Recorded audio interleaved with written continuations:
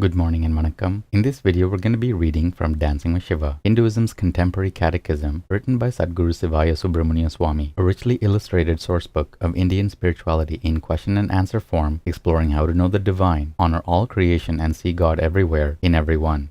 Today's lesson is lesson 149, and we'll begin by reading the caption to the facing image. Nothing is more heinous than brutal killing, and Hindus know that all violence committed against others will return, like a purifying fire to those who cause pain and suffering. We know that everything and its opposite is part of Shiva's perfect universe. Lesson 149. What are the differing views on evil? Shloka 149. For monistic theists, the world of Maya is Shiva's perfect creation, containing each thing and its opposite. For pluralistic theists, the world is tarnished with evil, thus Maya could not be the creation of a perfect God. Om. Bhashya. Pluralistic Siddhantins hold that the world of Maya is intrinsically evil and imperfect, for it is clearly full of sorrow, injustice, disease, and death. The soul, too, is beginninglessly tainted with anava, or limitation. Pluralists contend that if God had created Maya, the material of the world, or the soul, surely he would have made them flawless and there would be no evil, for imperfection cannot arise out of perfection. Therefore, they conclude that anava, karma, and Maya have always existed and the soul has been immersed in darkness and bondage without beginning. Monistic Siddhantins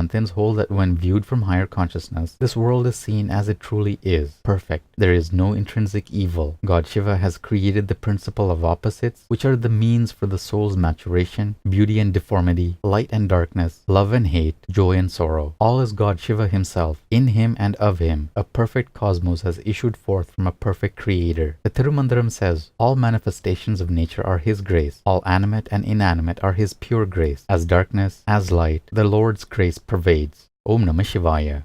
Good morning and vanakkam. In this video, we're going to be reading from Living with Shiva, Hinduism's contemporary culture, written by Sadhguru Sivaya Subramania Swami. 365 daily lessons based on ancient Vedic laws, disclosing how to approach family, money, relationships, technology, food, worship, yoga, and karma to live a truly spiritual life. Today's lesson is lesson 149, and the topic is the magic of love. Every experience, no matter how difficult or embarrassing, is a good experience, providing the lesson to be learned is extracted from it. Experiences that are unresolved and repressed can be very burdensome for the individual. Living Saiva Dharma makes us our own psychologist, psychiatrist, counselor, and problem solver. This is because one slowly becomes the watcher of his mind thinking, the watcher of his emotions feeling, acting, and reacting. Holding the family together can be summed up in one word: love. Love is understanding. Love is acceptance. Love is making somebody feel good about his experience, whether the experience is a good one or not. Love is giving the assurance that there is no need to keep secrets, no matter what has happened. Love is wanting to be with members of the family. A father who is eager to hold his family together rushes home from work. He doesn't think to himself, why should I go home to all their problems when I can continue working at the clinic for a while longer? Loving parents, father or mother, want to be with their children, and they let them know this in so many ways. They face up to problems with love, trust, and understanding. They know that problems are only problems because of lack of understanding. They also know through living Saiva Dharma that love and trust bring understanding and acceptance of the lessons of the experiences, which are natural manifestations of individual birth karmas and collective family karmas. This approach keeps the family strong and cohesive. In a home where Dharma is lived, no one has a private life, no one has a secret life.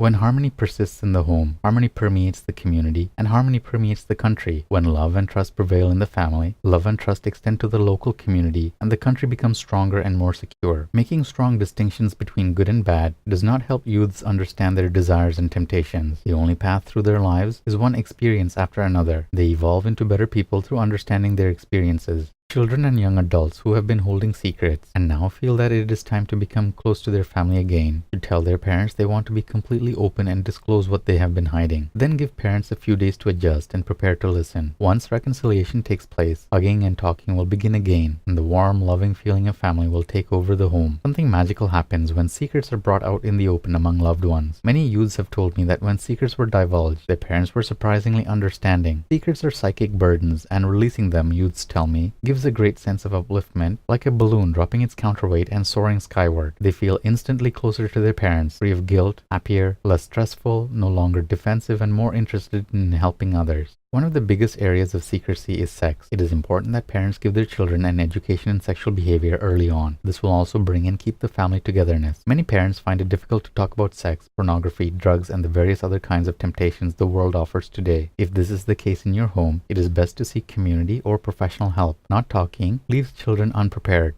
Parents force their children into secrecy by showing that these are areas that cannot or will not be faced in the light of will begin wishing that conditions will improve. But they never do. We can now see that the first secret is the crucial issue, for it leads to many, many more, be it on the part of children keeping secrets from their parents, wives from husbands, husbands from wives, students from guru, and on and on. The solution is to follow the yamas and niyamas, the do's and do nots of Hindu Dharma. These are the natural laws of Sanatana Dharma. These are the human ethics that hold families together, marriages together, communities together, countries together. These eternal Vedic precepts are for everyone, no matter who they are. Sutra 149 of the Nandinada Sutras. Responsible chaperoning. Shiva's followers accept the serious responsibility of guiding the private and social life of their children. They chaperone and monitor friendships to help ensure that young ones grow up safe and celibate. Om.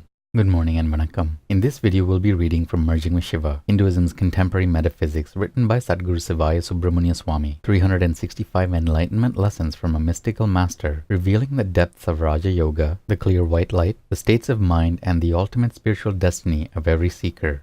Today's lesson is lesson 149, and the topic is self-concern, self-preservation. People who are living totally on the Anava Marga are not religious, and if attending religious functions, they stand with folded arms on the outside looking in. Their only emotions are for themselves, their immediate family and friends, but only if the latter prove useful to them. Selfishness and avarice are two descriptive words for their lifestyle. To their immediate family, they are protective, kind, and resourceful, provided the spouse, sons, and daughters are productive and equally as concerned for the family welfare. The animal instinct prevails of, let's preserve the nest, the lair at all costs. The businessman on the Anava Marga is generous by all appearances, gives enough to gain praise, adulation, and to make friends. In proportion to his wealth, he gives a pittance. There is always some attachment to the gift, some favor to be eventually reaped. The gift is a purchase in disguise. The Anava Margi in giving charity would always want adulation, credit, name to be mentioned, and if it is a large amount, some control in the use of it. There are strings attached. He may even follow up years later and wreak criticism and havoc if the gift given in cash or kind is not maturing in value.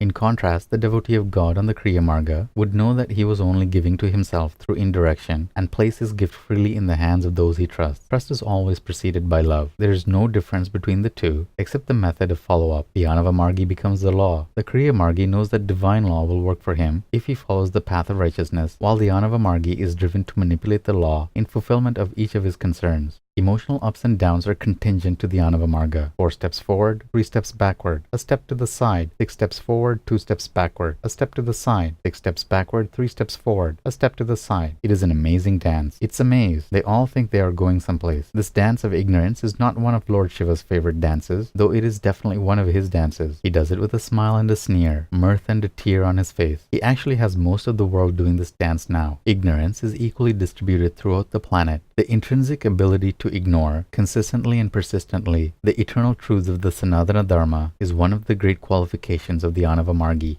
Television is a window into the Anava Marga. We see extremely successful professional people who maybe have started on the Anava Marga and have bypassed it to the artful acting portrayal of people on the Anava Marga. We can see in their eyes they have a life that is seeking and searching, understanding and knowing, and their magnetism keeps them before the public year after year after year. These are the professionals. Then we see on TV the Anava Margis by the dozens. They come and go, are hired and not rehired. Before the Anava Marga, there is only confusion, unqualified thoughts, desires that are only motivative or directional, not crystallized into any kind of a concept that can be manifested toward a fulfillment. The confusion arises out of the drive for self-preservation. All animal instincts are alive in such a human being. He does not hold to promises, does not seek to strive, is a proverbial burden on society. Society is made up of Anava Margis and those who live in the other Margas. Deception, theft, murder, anger, jealousy, and fear are often the occupation and the emotions of those living without a personal identity, a well-defined ego. A personal identity and well-defined ego is the Anava, and the pursuit of the development of that is the Marga. Each Purusha, human soul, must go through the Anava Marga, a natural and required path whose bloom is the fulfillment of the senses, of the intellect and all the complexities of doing. It is prior to our entrance upon the Anava Marga and while we are happily on the Anava Marga that we create the karmas to be understood and overcome later when we walk the Charya and Kriya Margas. You have to understand before you can overcome. This is the time that we do ourselves in and later understand the all-pervasiveness of Shiva, the laws of karma, dharma, samsara. Yes, of course, this is the time the mischief is done. And that's it for today's lesson. Take care of yourselves, have a beautiful day, and we'll see you in the next video. Om Namah Shivaya.